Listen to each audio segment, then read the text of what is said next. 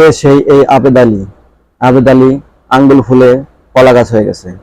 আর এরই মধ্যে নাম দিয়েছে আবার আলহাজ। তো আপনারাই বলেন যে আলহাজ ব্যক্তির নামে এত অপকর্ম, এত কিছু, বাংলাদেশটা লুটে পুটে খাচ্ছে এরকম কিছু আবেদ নামের লোকে। কিন্তু এই আবেদ হাজির কুকর্ম দেখে সবাই হতাশ হয়ে গেছে।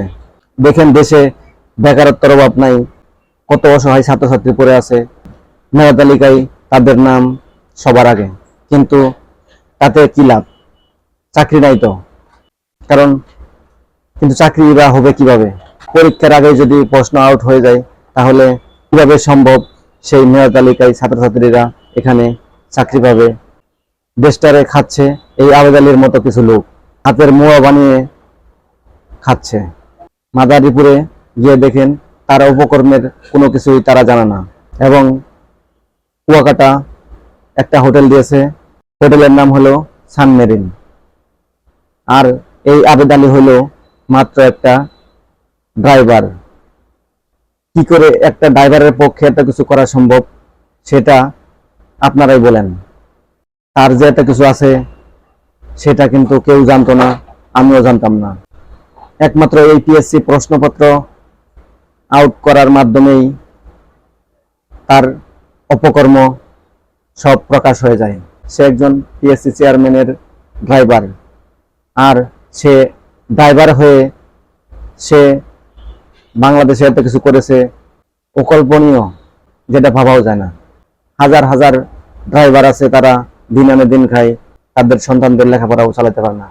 আর এই সাধারণ একটা পিএসসির চেয়ারম্যান ড্রাইভার হয়ে এবং তার সন্তান সিয়াম সে দেশের বাইরে গিয়ে লেখাপড়া করে।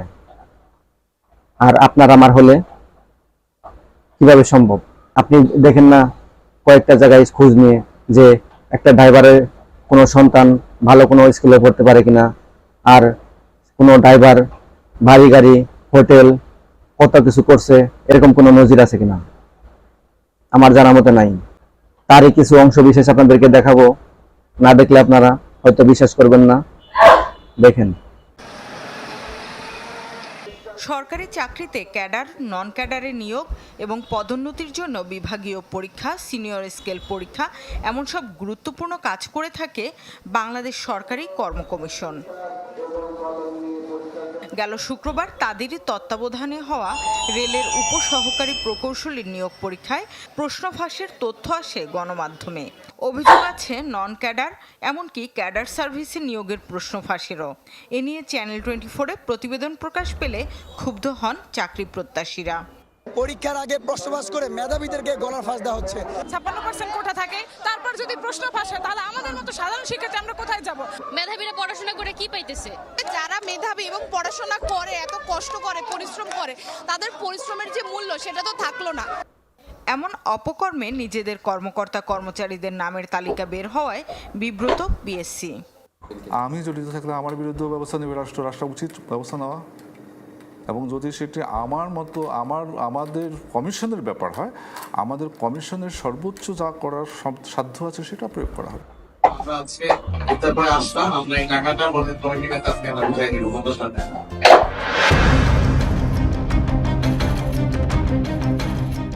মসজিদের মিম্বারে দাঁড়িয়ে মুসল্লিদের উদ্দেশ্যে দেয়া বক্তব্য, যে কোনো পরিস্থিতিতে নামাজ আদায়, বাবা ছেলের বিলাসবহুল গাড়ি দিয়ে এলাকায় গণসংযোগ, রাষ্ট্রের গুরুত্বপূর্ণ ব্যক্তির সাথে ছবিসহ সার্বিক কার্যক্রম দেখে মনে হতেই পারে স্বনামধন্য শিল্পপতি তিনি।